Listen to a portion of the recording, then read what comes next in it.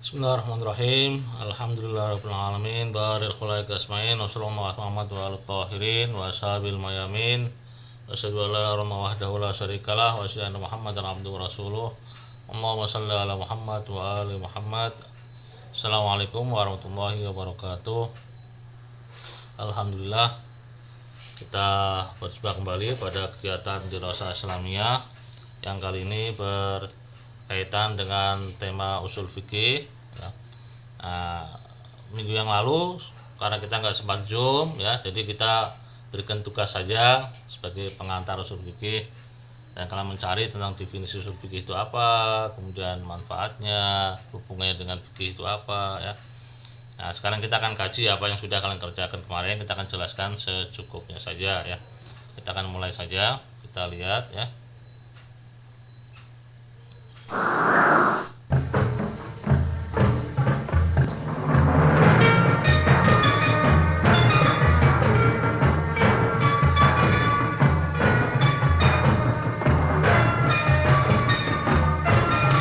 Belajar praktis usul fikih ya. Tolong bermanfaat bagi anak-anak ya.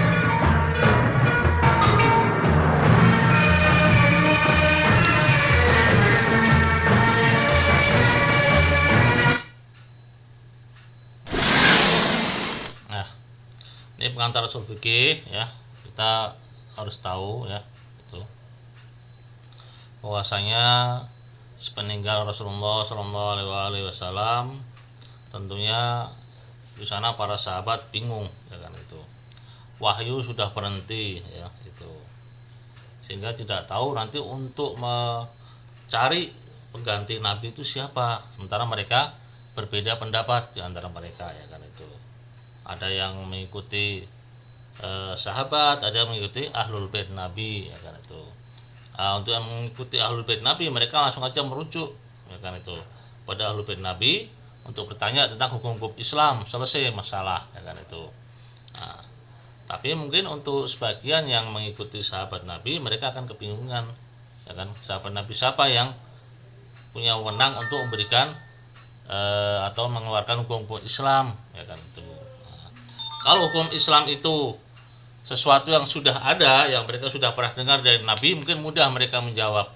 Tapi untuk hal-hal yang baru mereka akan mencari kepada siapa. Nah itu. Jadi singkatnya setelah wahyu berhenti mungkin akan muncul masalah-masalah baru. Nah, itu. Muncul masalah baru ini siapa yang berwenang untuk memberikan pendapat atau jawaban ya kan itu. Karena mereka ini berselisih tentunya di antara para sahabat juga punya pendapat yang berbeda-beda ya itu. Akhirnya muncullah istilah ijtihad. Nah, itu. Nah, ijtihad ini adalah macam-macam. Ijtihad yang pertama adalah dari kalangan sahabat ya kan itu. Sahabat mengeluarkan pendapat, oh hukumnya itu seperti ini umpamanya ya kan itu. Oh haji begini, harus begini ya kan itu. Umpamanya sholat seperti ini ya kan itu. Tentunya sekali lagi ini masalah hal-hal yang mungkin mereka belum pernah mendengar dari Nabi ya, hal yang baru itu.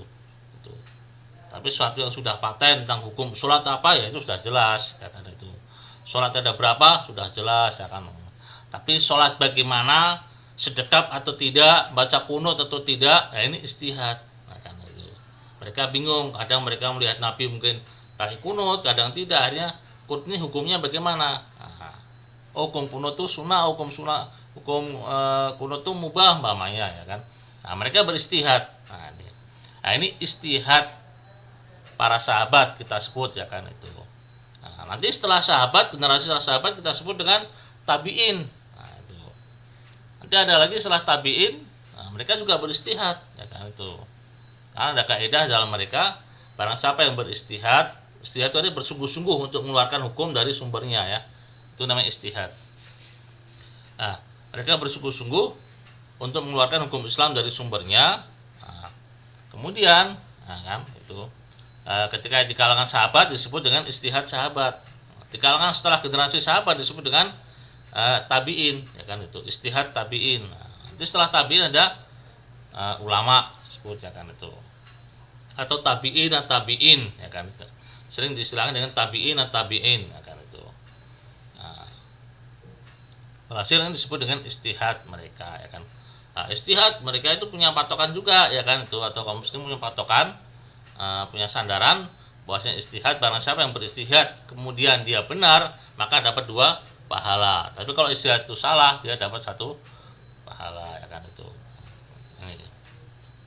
Nah, ketika mereka beristihad tentunya pada zaman itu belum ada kaidah-kaidah khusus ya kan itu. Kaidah itu muncul ketika di zaman tabi'in atau tabi'in at-tabi'in. Nah, bagaimana untuk merumuskan sesuatu hukum ya kan yang diambil dari sumbernya, atau apa yang digunakan ya kan, rumus-rumus apa saja yang digunakan untuk mengambil hukum dari sumber-sumbernya. Nah, rumus-rumus ini atau yang kita sebut dengan kaidah-kaidah umum ini kita sebut dengan istilah usul fikih. Jadi usul fikih itu perangkat ya kan itu, sarana ya kan itu, kaidah ya kan itu. Yang digunakan, kaidah-kaidah umum yang digunakan untuk mengeluarkan hukum Islam dari sumbernya ya kan itu. Sumbernya itu apa? Ya Al-Qur'an, ya hadis, ya akal ya kan itu. Ya kan itu. Umpamanya nanti kita lihat tentang hukum fikih seperti namanya sholat ya kan itu. Sholat itu wajib atau tidak? Dari mana kita tahu wajib? Karena ada perintah, setiap perintah itu menunjukkan wajib. Nah, ini kaidah umum dalam pembahasan lafadz, kata-kata. Nanti kita akan bahas, kita akan sampai ke sana nanti. Pembahasan mengenai kata ya kan itu. Nah, ini kita sebut dengan kaidah atau metode dalam pengambilan ya kan itu hukum-hukum Islam dari sumber-sumbernya ya kan itu. Nah, ini kita sebut dengan usul fikih. Jadi kita tahu ya usul fikih itu apa ya. Kemudian kenapa bisa ada muncul usul fikih. Nah, ini urutannya kita harus tahu ya, karena wahyu berhenti, kemudian ada masalah baru, kemudian ada istihad para sahabat, tabi'in. Oke. Nah, ini pengantara pertama ya, insyaallah bisa dimengerti. Nah, ini definisi ilmu usul fiqh. Apa itu definisinya? Adalah ilmu yang membahas unsur-unsur umum dalam prosedur mendeduksikan hukum-hukum Islam. Deduksi itu artinya mengeluarkan hukum-hukum Islam dari sumbernya, sumbernya ya itu deduksi hukum Islam ya itu. Nah, proses deduksi hukum ini, proses pengambilan atau pengeluaran hukum-hukum Islam dari sumbernya ini itu ada melalui unsur-unsur khusus kan tuh. Selain unsur-unsur umum ada unsur-unsur khusus. Nah, unsur-unsur umum itu usul fikih tadi ya. Unsur-unsur khusus, nah ini ada periwayatan, ada riwayat-riwayat khusus kayak gitu. Nah, proses deduksi hukum melalui unsur-unsur khusus seperti banyak ada riwayat tentang sebuah hukum Islam yang diriwayatkan dari Yakub bin Su'aib tentang membenamkan kepala bagi yang berpuasa. Membatalkan atau tidak? Kalau kita puasa kita benamkan kepala kita ke dalam air, nih batal atau tidak puasa kita? Nah, ini riwayat dari Yakub bin Su'aib. Jadi proses deduksi hukum melalui unsur-unsur khusus yaitu para periwayatan dan juga unsur-unsur umum. Unsur-unsur umum ini adalah usul fikih nanti yang akan kita bahas itu. Umum. Seperti apa? Seperti makna lahiriah menunjukkan haram, maknanya ya. Larangan itu menunjukkan hal yang haram. Perintah menunjukkan hal yang wajib, maknanya. Nah, ini usul fikih nanti kita bahas dalam pembahasan lafadz nanti atau kata. Nah, proses deduksi hukum melalui unsur-unsur umum inilah yang menjadi pokok bahasan dalam usul fikih ya, unsur-unsur umumnya ya, bukan unsur khususnya. Unsur khusus itu hanya berkaitan dengan riwayat fulan dan fulan dan fulan itu saja. Nah, itu. Tapi kita lihat dalam usul fikih kaidah umumnya itu. Oke ya.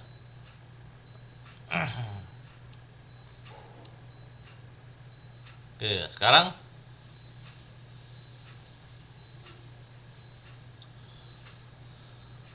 setiap kita, ini kebutuhan kita kan usul fikih ya itu, atau kita bisa katakan manfaatnya ya. Setiap kita ini wajib mengikuti hukum Islam.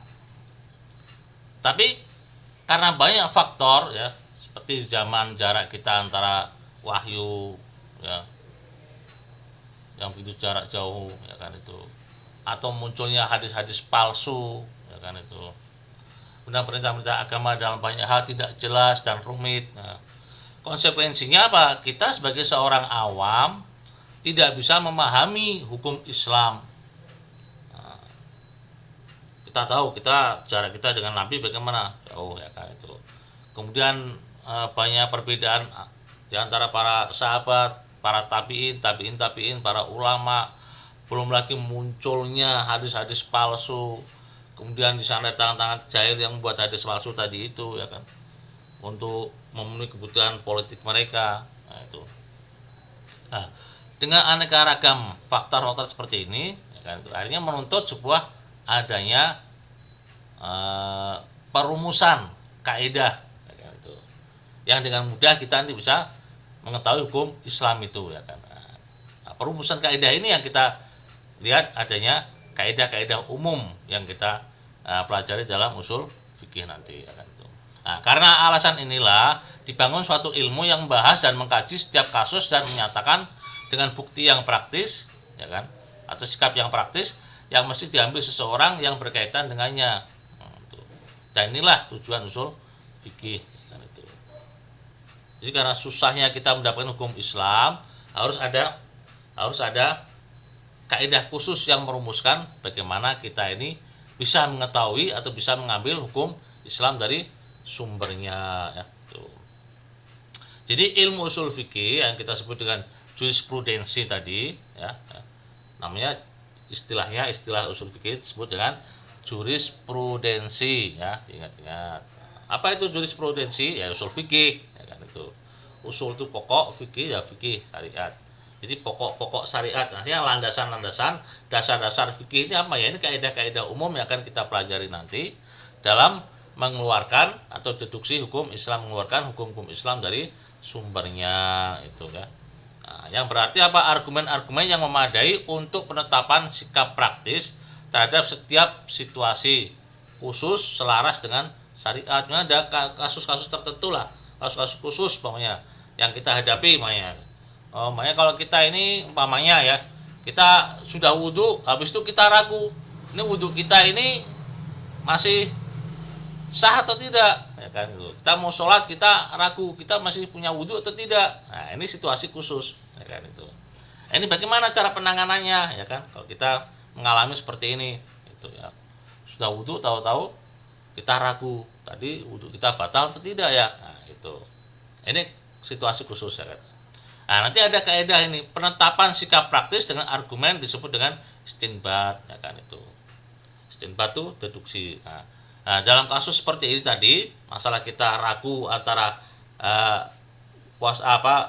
wudhu kita batal atau tidak, ini bagaimana? Nah, ini ada kaidah-kaidahnya, ada sikap praktisnya, ya, itu. Ada cara praktis untuk menangani seperti, kita menggunakan kaidah ini, ya kan, itu. Ya, dalam kaidah usul fikih disebut dengan istishab, mengambil hukum awal mamanya. Nah, ini cara untuk kita deduksi istinbat tadi, ya.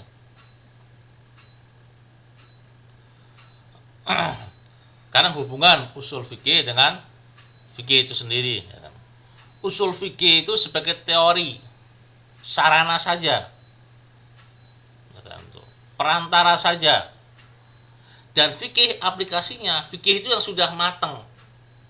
Hukum sholat seperti ini, sholat harus sedekap atau lurus, nah, itu fikih, ya. Tapi kalau kita menentukan bagaimana sholat ini harus dengan sedekap atau dengan tangan lurus, nah, itu usul fikih. Karena ada kaidah-kaidah yang menentukan, sholat itu harus sedekap, sholat itu harus dengan tangan lurus, sholat itu harus dengan kunut, sholat itu tidak harus dengan kunut. Nah, itu. Nah, itu usul fikih. Tapi kalau sudah matang, sudah jadi, kita sholat subuh harus dengan kunut, nah, itu namanya fikih. Jadi aplikasinya, ya, itu. Nah, itu. Jadi usul fikih sebagai teori dan fikih sebagai aplikasinya.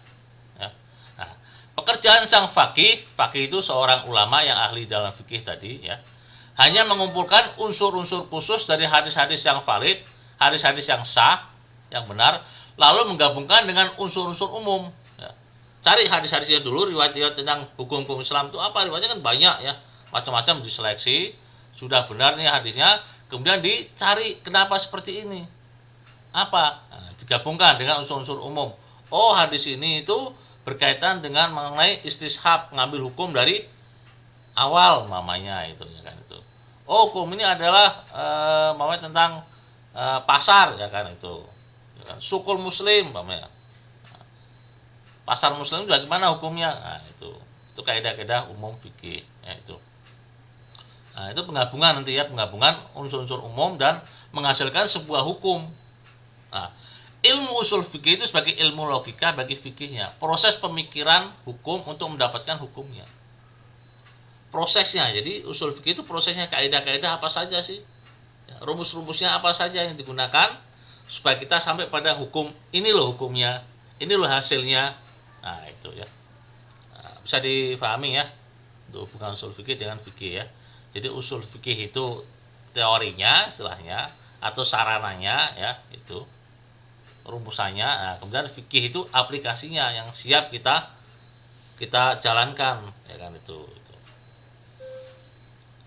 Oke, jadi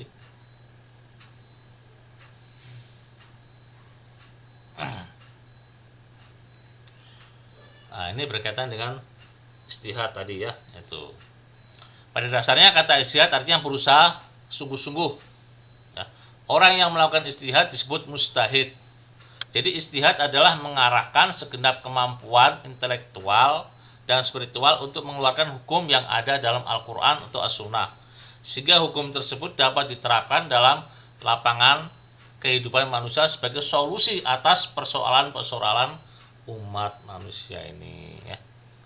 Ini istihad. Jadi kita tahu istihad itu seperti itu, proses yang dilakukan oleh seorang ulama dengan bersungguh-sungguh dengan kemampuan ilmunya ya, yang mengeluarkan hukum-hukum Islam dari sumber-sumbernya. Sumbernya itu apa? Yaitu Al-Quran dan hadis ya, itu. Nah, syarat-syarat mustahid tentunya ada syarat-syaratnya, tidak mudah ya seorang mustahid itu. Mustahid itu adalah orang yang ahli ya dalam fikih, itu mustahid. Nah, syarat-syaratnya apa saja? Satu ya, dia harus paham Al-Quran. Kalau nggak tahu Al-Quran ini artinya apa, gimana dia mengeluarkan hukum Islam ya. Jadi yang pertama harus syarat-syaratnya itu harus memahami Al-Quran dulu. Nah, itu. Yang kedua memahami sunnah Rasul. Sunnah ini apa, artinya apa ya, harus tahu. Nah, kemudian hadis-hadis itu kan banyak, ada yang palsu, ada yang tidak, juga harus bisa menyeleksi itu ya. Itu. Kemudian menguasai bahasa Arab tentunya ya, harus tahu ini artinya apa. Kalau kita nggak tahu artinya gimana mau mengeluarkan hukum Islam itu. Mengetahui masalah-masalah hukum yang telah ijma, yang telah disepakati. Yang sudah disepakati itu apa sih, tentang apa saja? Oh, ini hukumnya seperti ini ya, sudah disepakati oleh para ulama ya, itu. Tentunya masalah ijma ini memang ada perbedaan antara mazhab Ahlul Bait dengan Ahlus Sunnah ya. Kalau semua itu umum ijma, kesepakatan para ulama. Tapi kalau Ahlul Bait ijma itu di situ harus ada imam maksum itu. Nah, menguasai ilmu usul fikih. Nah, itu. Seorang ulama, seorang mustahid harus tahu kaidah-kaidah usul fikih itu apa saja ya kan tuh. Teorinya apa saja. Nah, sehingga dalam proses itu akan mudah dilakukan ya kan itu. Nah, terutama masalah qiyas dan ijma, itu nanti kita akan bahas qiyas itu apa ya kan tuh. Oke. Kemudian memahami maksud dan tujuan syariat. Nah, maksud tujuan syariat itu apa ya kan, atau maqasidus syariat itu apa? Saya tujuannya apa? Ya, untuk memberikan penyelamatan, keselamatan jiwa manusia ya kan, hartanya, keluarganya, negerinya dan lain sebagainya. Nah, itu maqasidus syariah ya kan tuh. Tujuan syariat itu apa itu ya kan? Dan juga memberikan kemudahan dalam menyelesaikan masalah-masalah di masyarakat. Nah, itu ya. Kemudian mengenal manusia dan kehidupan sekitarnya tentunya, biar kita tahu keadaan manusia seperti apa ya. Itu seorang mustahid tahu. Itu. Dan memiliki sikap adil dan takwa. Nah, itu.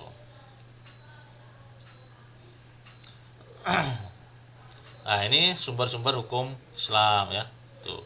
Ada sumber-sumber pokok yaitu Al-Qur'an, As-Sunnah, ijma, akal ya itu.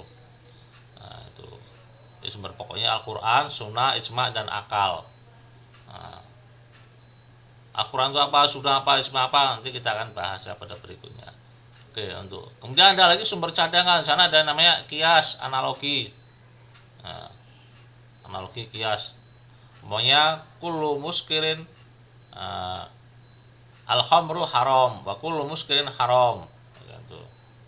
Atau al-khamru muskir wa kullu muskirin haram ya. Saya ulangi lagi. Contoh main analogi ini. Ya.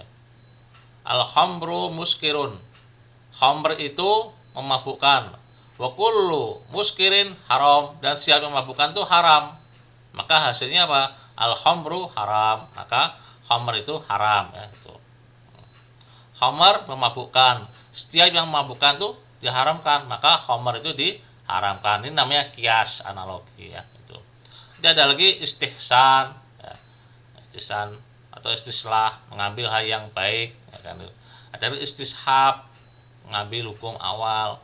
Ada lagi masalah mursalah ya, masalah-masalah yang terlepaskan itu saja. Nanti kita akan jelaskan apa itu masalah mursalah itu ya, gitu. Artinya diserahkan nanti kepada manusia. Kemudian ada daroe, perantara ya. Ada al-uruf, uruf itu kayak seperti adat. Nah, itu. Nah, ini semuanya mengambil bagian-bagian dalam dijadikan sebagai sumber cadangan nanti itu. Nah, itu.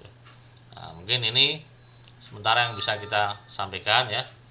Mudah-mudahan bisa dimengerti, dan insya Allah nanti kita akan lanjutkan lagi pada pertemuan yang akan datang dengan penjelasan lebih detail lagi tentang sumber-sumber hukum Islam itu apa saja, Al-Quran itu bagaimana, dan lain sebagainya. Insya Allah kita akan bahas ya. Kita akhiri, wa ma taufiqi illa billah, alaihi tawakkaltu wa alaihi unib. Assalamualaikum warahmatullahi wabarakatuh.